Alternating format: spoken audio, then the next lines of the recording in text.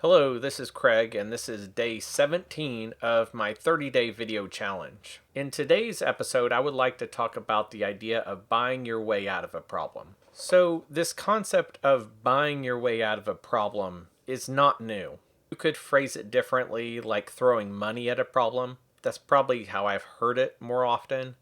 Is that if you have a problem, whether it's personal or whether it's business, if you just throw money at the problem, you can solve it. And in a lot of cases, that is true. For instance, if you're at home and your toilet is broken, you can usually throw money at a problem by hiring a plumber to come fix your toilet, regardless of what time it is. That is a simple example. Let's say in the area of your career, if you are struggling to find a job and you don't have the skills necessary to help you land your job, you can pay someone to rewrite your resume or your CV. You can pay someone to get better at interviewing for a job. You can pay someone to help you find a job. You may not have the money to pay for all those services, but the concept still applies. If you're in business and you have a problem, you have something that is preventing you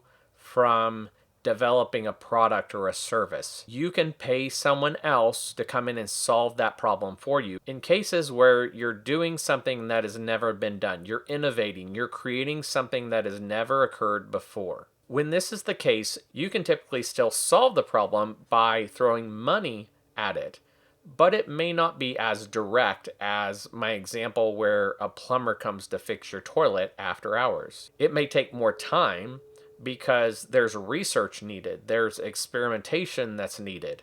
It just may take more time or more money than you expected. A creator can throw money at a problem to try to solve it. Say I'm creating video content for YouTube and I wanted to solve my problem of poor lighting.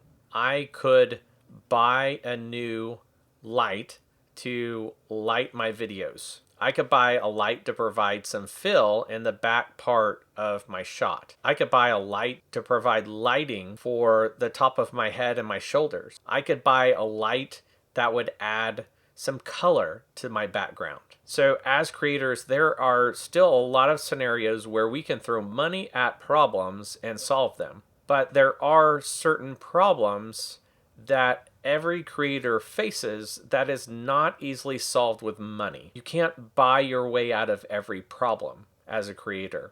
If you're wanting to make it big on YouTube and you want to monetize your channel, you can pay people that know a lot about YouTube to help you monetize your channel. If you put in the time and work, you can get there. But the key thing is that you have to put in the time and effort that it takes to get better. Yes, you can get better faster if you pay for the resources, like someone to teach you how to do it better or faster, but it doesn't immediately solve the problem. I think there's this tendency for anyone that starts making videos for YouTube where it's not just a hobby. There are some people that make videos for YouTube and they're just doing it with their phone, and that's perfectly fine. And they don't really care about lighting, they don't care about sound, they don't care about all these little areas where you can improve. They're just making videos to put them out there. Maybe it's just for fun. Those people may not care to throw money at a problem. There are people that start making videos for YouTube and maybe they have aspirations that are higher than just to do this as a hobby. Maybe they want to make this a career. Maybe they want to make films full time. Those people, while they can throw money at their problem learning how to make high quality films, there is a lot of time investment that is still needed that you can't really speed up with money. There is something with YouTube that it requires consistency, it requires dedication, it requires a lot of patience, it requires a lot of time, and you can speed some of those things up with money, but it doesn't solve all your problems. The more that we try to improve the quality of our videos, there's this tendency that you want to throw money at something to solve it. And that's not always a bad thing, depending on your budget. If you have no budget, that's going to be a problem. I think there's a great amount of skill and patience needed to avoid throwing money at problems to solve your problems for creating YouTube videos. There is so much gear out there that you can buy to help you in creating better videos that you could spend all of your day researching that equipment, buying that equipment, getting it set up, and then discovering you need more equipment because that didn't completely solve your problem. There's just so much time that can be lost when what really needs to be done is to put in time and effort, patience, and the willingness to learn. That is really a necessity if you want to get better at making quality content for YouTube. It's going to take dedication to making them and getting better. It's going to take being willing to put things out there on YouTube that you're not exactly real proud about. It's going to take, taking comments from people who criticize whatever you put out there. And so in this situation, it's not always easy to buy your way out of the problem of becoming a better YouTube creator. And I think that is the tendency. We think if we have this perfect camera, that will make our videos so much better. And there's a chance that it will, but you could get that camera and you don't know how to use that camera.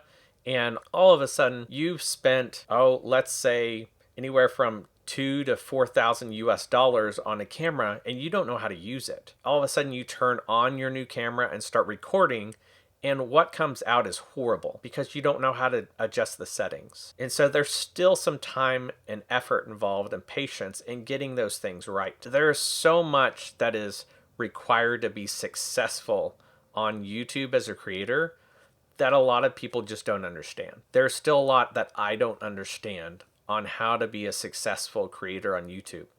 And so I'm putting in the time, the effort, the patience to try to get better. I'm doing things like this 30-day challenge to get better at speaking on camera, because when I started, I was quite horrible at speaking to the camera. Now I feel a little bit better, a little bit more confident, and I'm excited about the next roughly 15 days that I have left in this challenge to get better. There's a long way for me to go. I find that it's harder and more difficult to resist the urge to buy everything you see on YouTube, because there's all kinds of things that show up in your feed that show you how to make your thumbnails better, how to make your video better because you get this camera, or buy this camera, not buy this camera. There's so much that comes through your feed that you can get distracted from the main thing. The main thing for me is getting better at talking on camera. But all of a sudden I'm distracted by watching videos on all these cameras. It is valuable in some sense if I was buying a camera today, but most likely I'm not. And so the harder thing is to figure out what will really help me get better at speaking on camera and what will help me get better at making better YouTube videos. The real difficult task is saying no to buying all the little gadgets and all the equipment and gear that's gonna maybe make your videos better. The challenge is putting in the work. It's showing up every day and recording something new and figuring out how you can make it just a little bit better. It's figuring out how you can tweak this, how you can change that, how you can watch a video and learn how to edit better and improve your editing skills. There's lots more involved. There's creating relationships with other people on YouTube that can help you improve your skills, that can actually benefit you and improve your quality of life. So there's a lot more involved than just purchasing gear to fix a problem or throwing money at something to fix a problem. This is something that you get into and you need to be in it for the long haul.